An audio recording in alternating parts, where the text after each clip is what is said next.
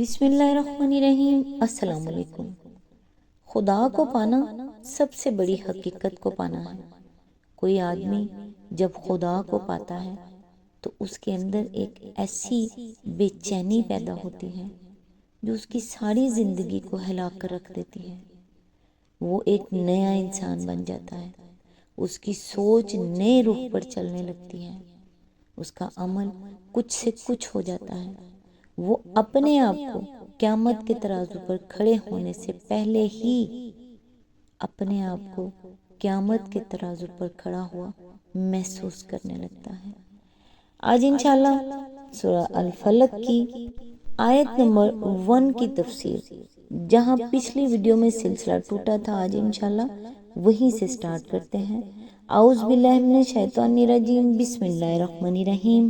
حضرت عائشہ سے روایت ہے کہ نبی صلی اللہ علیہ وآلہ وسلم اپنی دعاؤں میں یہ فرمایا کرتے تھے کہ خدایا میں تیری پناہ مانگتا ہوں ان کاموں کے شر سے جو میں نے کیے اور ان کاموں کے شر سے جو میں نے نہیں کیے، یعنی اگر میں نے کوئی غلط کام کیا ہے تو اس کے برے نتیجے سے پناہ مانگتا ہوں، اور اگر کوئی کام جو کرنا چاہیے تھا میں نے نہیں کیا تو اس کے نقصان سے بھی پناہ مانگتا ہوں، یا اس بات سے پناہ مانگتا ہوں کہ جو کام نہ کرنا چاہیے وہ میں کبھی کر گزروں۔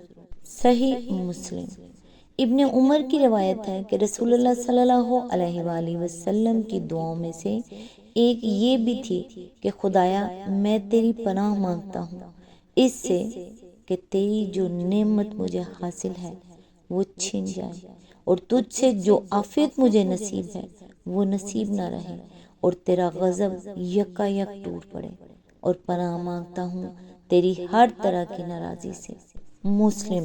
زید بن ارقم کی روایت ہے کہ نبی کریم صلی اللہ علیہ وآلہ وسلم فرمایا کرتے تھے، خدایا میں تیری پناہ مانگتا ہوں اس علم سے جو نافع نہ ہو، اس دل سے جو تیرا خوف نہ کرے، اس نفس سے جو کبھی سیر نہ ہو، اور اس دعا سے جو قبول نہ کی جائے۔ ابو داؤد میں حضرت ابو ہریرہ کی روایت ہے کہ رسول اللہ صلی اللہ علیہ وآلہ وسلم فرماتے تھے، خدایا میں تیری پناہ مانگتا ہوں بھوک سے، کیونکہ وہ بدترین چیز ہے جس کے ساتھ کوئی رات گزرے، اور تیری پناہ مانگتا ہوں خیانت سے، کیونکہ وہ بڑی بد باطنی ہے۔ ابو داؤد ہی میں حضرت انس کی روایت ہے کہ رسول اللہ صلی اللہ علیہ وآلہ وسلم فرمایا کرتے تھے، خدایا میں تیری پناہ مانگتا ہوں کوڑھ اور جنون اور جذام اور تمام بری بیماریوں سے۔ ترمذی اور ابو داؤد میں حضرت عائشہ کی روایت ہے کہ حضور صلی اللہ علیہ وآلہ وسلم ان کلمات کے ساتھ دعا مانگا کرتے تھے، خدایا میں تیری پناہ مانگتا ہوں آگ کے فتنے سے اور مالداری اور مفلسی کے شر سے۔ ترمذی میں قطبہ بن مالک کہتے ہیں کہ نبی کریم صلی اللہ علیہ وآلہ وسلم فرمایا کرتے تھے، خدایا میں برے اخلاق اور برے اعمال اور بری خواہشات سے تیری پناہ مانگتا ہوں۔ شکل بن حمید نے حضور صلی اللہ علیہ وآلہ وسلم سے عرض کیا، مجھے کوئی دعا بتائیے۔ فرمایا، کہو، خدایا میں تیری پناہ مانگتا ہوں اپنی سماعت کے شر سے اور اپنی بصارت کے شر سے اور اپنی زبان کے شر سے اور اپنے دل کے شر سے اور اپنی شہوت کے شر سے۔ ابو داؤد، ترمذی۔ بخاری اور مسلم میں انس بن مالک کی روایت ہے کہ رسول اللہ صلی اللہ علیہ وآلہ وسلم فرمایا کرتے، خدایا میں تیری پناہ مانگتا ہوں عاجزی اور سستی اور بزدلی اور بڑھاپے اور بخل سے، اور تیری پناہ مانگتا ہوں قبر کے عذاب اور زندگی و موت کے فتنے سے۔ اور مسلم کی ایک روایت میں یہ بھی ہے، وہ قرض کے بوجھ سے اور اس بات سے کہ لوگ مجھ پر غالب ہوں۔ مسلم میں خولہ بنت حکیم کہتی ہیں کہ میں نے رسول اللہ صلی اللہ علیہ وآلہ وسلم کو یہ فرماتے سنا ہے کہ جو شخص کسی نئی منزل پر اترے اور یہ الفاظ کہے کہ میں اللہ کے بے عیب کلمات کی پناہ مانگتا ہوں مخلوقات کے شر سے، تو اسے کوئی چیز نقصان نہیں پہنچائے گی، یہاں تک کہ وہ اس منزل سے کوچ کر جائے، یہ حضور صلی اللہ علیہ وآلہ وسلم کے چند تعوذات بطور نمونہ ہم نے احادیث سے نقل کیے ہیں، جن سے معلوم ہوتا ہے کہ مومن کا کام ہر خطرے اور شر سے خدا کی پناہ مانگنا ہے، نہ کہ کسی اور کی پناہ، اور نہ اس کا یہ کام ہے کہ خدا سے بے نیاز ہو کر وہ اپنے آپ پر بھروسہ کرے۔ اسی آیت کے ضمن میں آگے فرمایا، اصل میں لفظ رب الفلق استعمال ہوا ہے۔ فلق کے اصل معنی پھاڑنے کے ہیں۔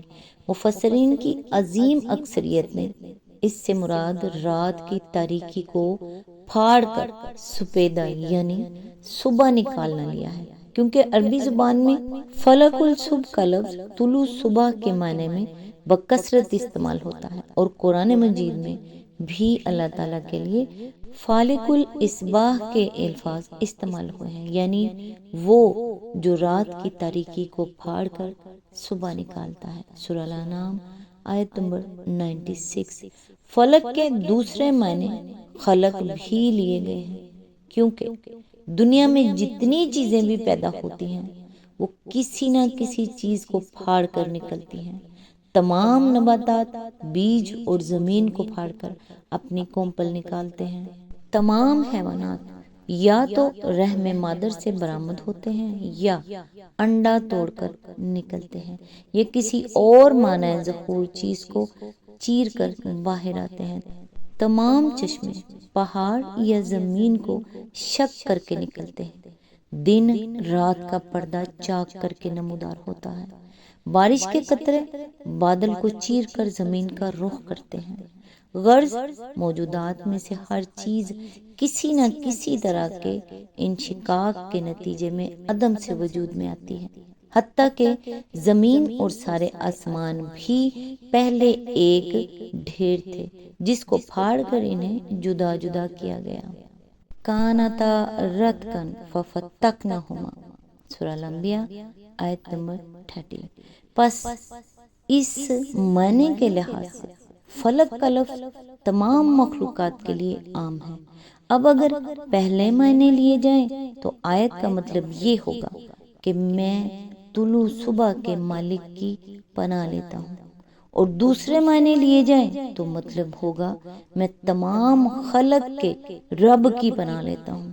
اس جگہ اللہ تعالیٰ کا اسم ذات چھوڑ کر اس کا اسم صفت یعنی رب اس لیے استعمال کیا گیا ہے کہ پناہ مانگنے کے ساتھ اللہ تعالیٰ کے رب یعنی مالک و پروردگار اور آقا و مربی ہونے کی صفت زیادہ مناسبت رکھتی ہے۔